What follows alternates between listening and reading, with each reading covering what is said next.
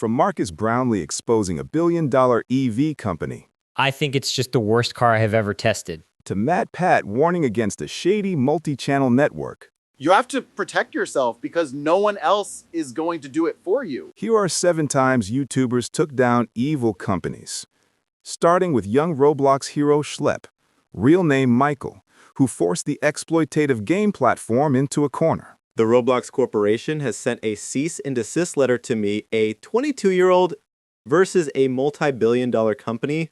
Threats of litigation, referring to the legal action taken against him after he started exposing PDF files on their platform and having them arrested, which he has done 6 times as of September 2025. These investigations, however, go beyond social justice for Michael, who was himself groomed as a child back in 2015 by a Roblox developer. This senior individual shared porn with Michael and engaged in unethical conversations with him, resulting in near-fatal consequences, as described by his lawyer. When my client attempted self-deletion and was hospitalized, his mother contacted Roblox seeking help.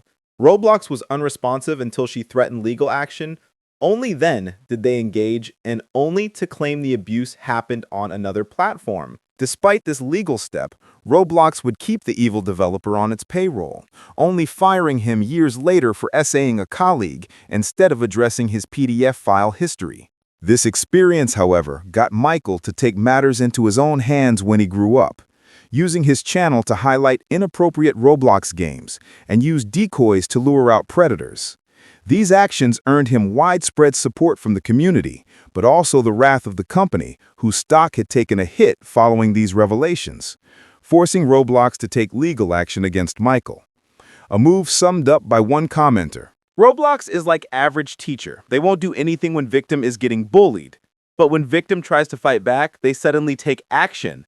And of course, attack the victim. With the action triggering the gaming community, Roblox would try to justify its decision. So we saw these actors, they're pretending to be kids, they're trying to find adults, and then what they're doing is they're trying to move the conversation as quickly as possible to other platforms. This explanation, however, wouldn't go down well with the internet, which further increased its support for Michael. With the situation spiraling into a PR crisis, the company only made things worse for itself by going after Michael's community. The fact that Roblox can ban or take down free Schlepp games in under an hour, but are so slow to take down public bathroom games is insane. Despite these attempts to silence Michael and his supporters, the hashtag Free Schlepp movement would gain even more momentum when one of the biggest Roblox creators took a stand. Roblox is so detached from reality. I feel like it's got to be done at this point. I'm leaving the STAR program. I'm out. I'm done. It wasn't just the Roblox community speaking out, though. So instead of stopping the predators, Roblox stops the people stopping the predators. It's really backwards if you ask me.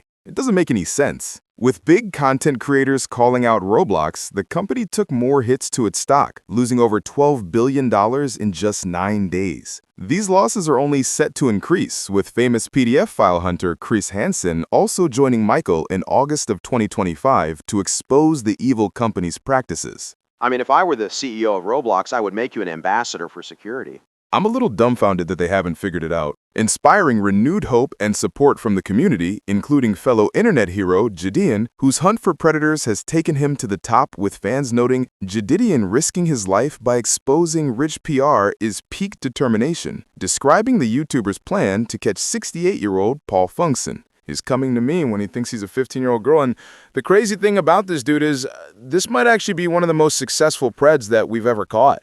I mean, the dude literally is a high-ranking member in his company. Further sharing sickening details of the millionaire's actions. Man, the chat log's disgusting. This dude's very manipulative. And I mean, what do you think about this? I think he's a sick bastard. And some of these chat logs, he's just like straight up like he's writing some kind of elf out. The motivation behind these actions would come to light when Jadidian caught up with the creep after luring him to a playground. I got on Instagram and was just kind of seeing what was out there, and feels like there's a lot of that going on. A lot of young girls wanting to look older. Despite his concerning actions, Paul would try to make a case for himself. This feels like I'm constrained by work, constrained by having to be a certain way with my family and my wife, and this was a way to escape kind of thing. Yeah. This defense didn't hold up in public court, however, with thousands of people reminding the internet, 1. They give you the sob backstory. 2. You feel bad for them. 3. You remember why they're on Gideon's channel. Being on the channel also meant Paul was forced to listen to his horrible messages spoken out loud. With you sitting on my lap, I will use to probe your mouth. Your natural response will be to drool on it. Jesus Christ, that's terrible.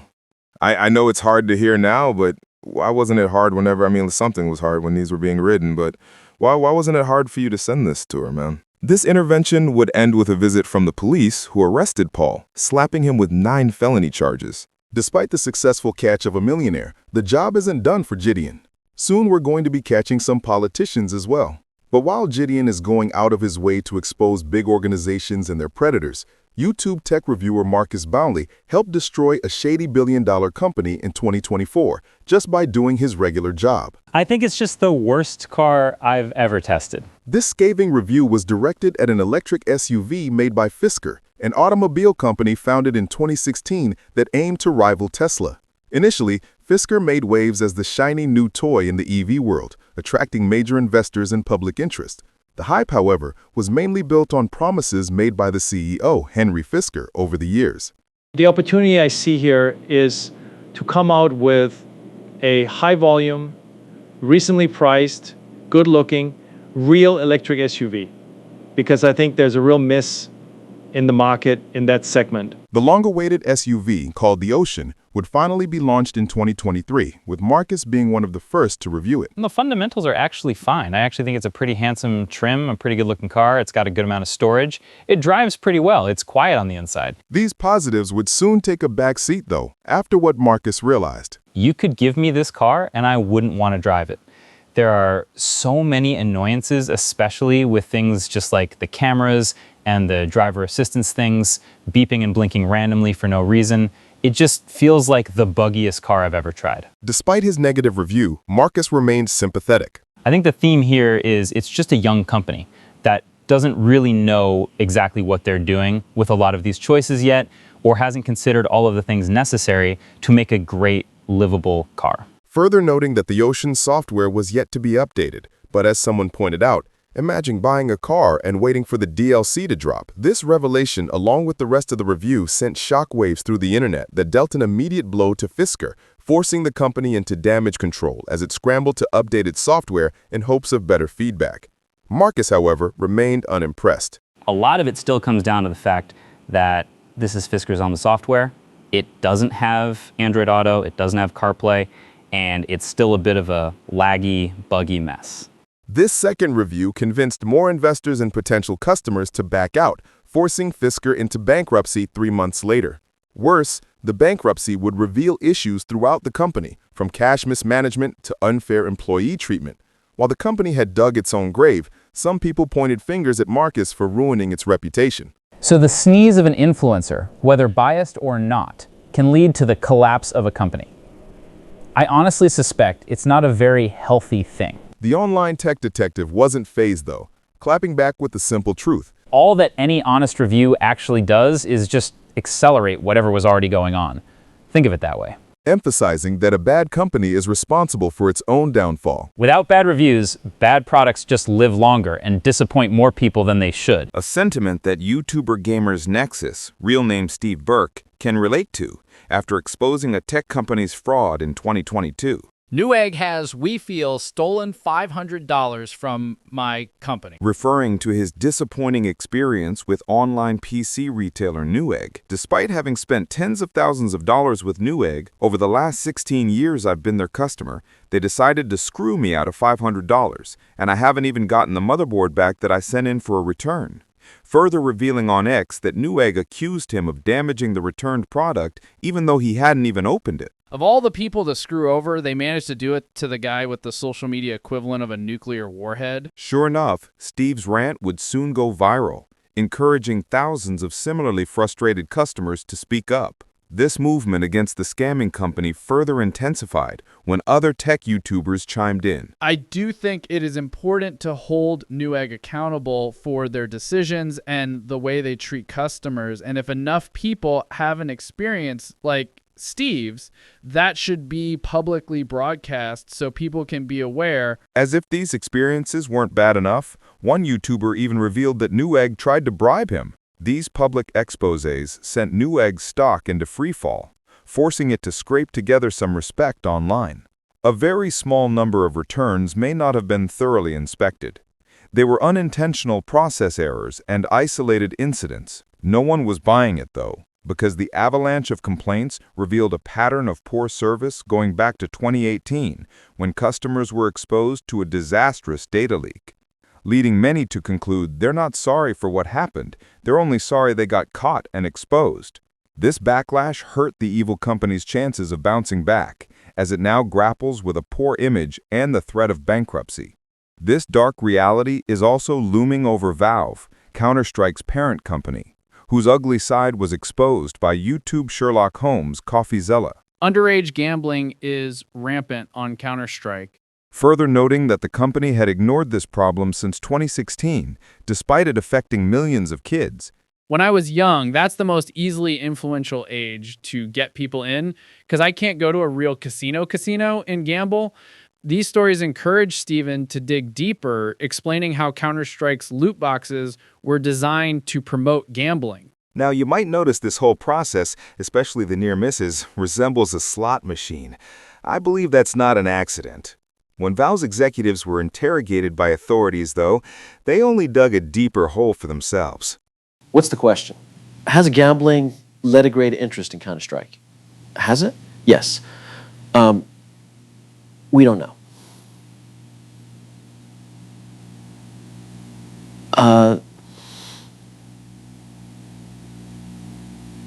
We don't have any data to support that. Brother was smiling and avoiding eye contact. That was unbelievable. Not only did their body language give them away, but their statement was also swiftly dismissed by Steven. Anytime a company with this much data tells you we don't have the data, it means we don't like what the data says or we don't want to know what the data says, so we've avoided looking. Following it up with a damning verdict on Valve. So if they wanted to definitively shut down the casinos, they could. But it just is going to require work that Valve doesn't seem to have a huge appetite to do. A sentiment that his viewers also shared. I highly doubt Valve will ever take any action unless they legally have to. Valve would indeed get away lightly despite the interrogation, as explained by a legal expert. What the regulators told me is that the prosecutors didn't feel that they would be able to prosecute the case successfully, so they did not pursue a case. Steven, however, remains focused on his mission against the gaming Goliath. Knowing the odds are slim hasn't stopped kids from getting addicted, so it's not going to stop me either. This is a gamble I'm willing to take.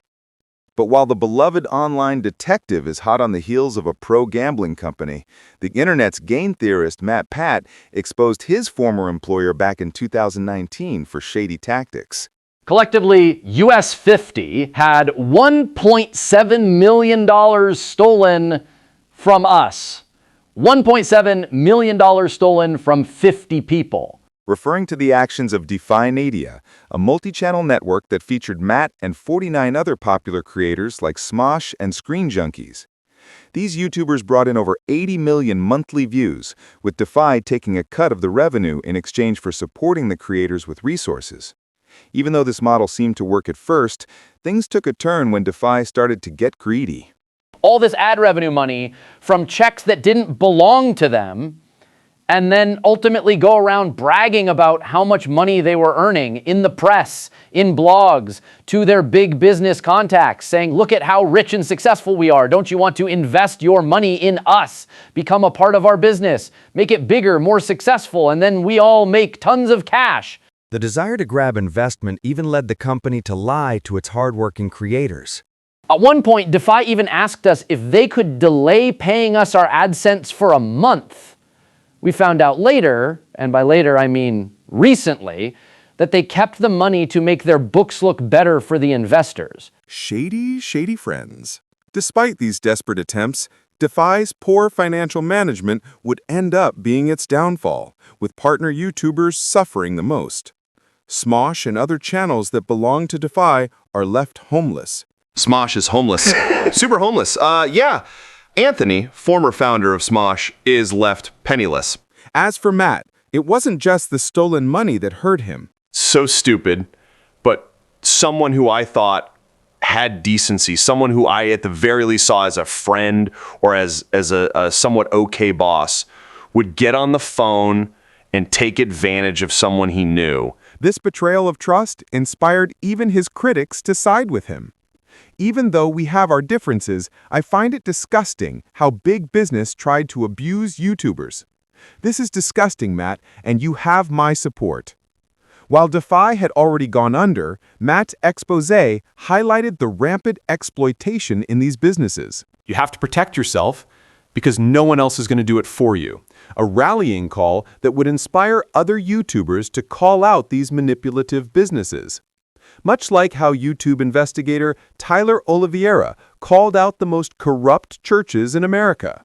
Now this is where it gets good. Do you think you've used the Lord's word to profit, to do this? We ask you not to do this, like grossly.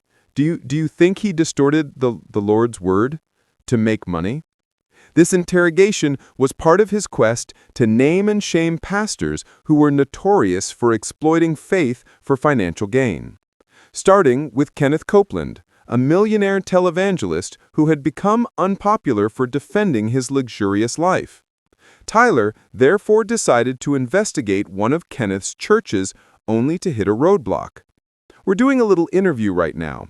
Okay, this is private property. You're not allowed to do that. So I've got the police right here.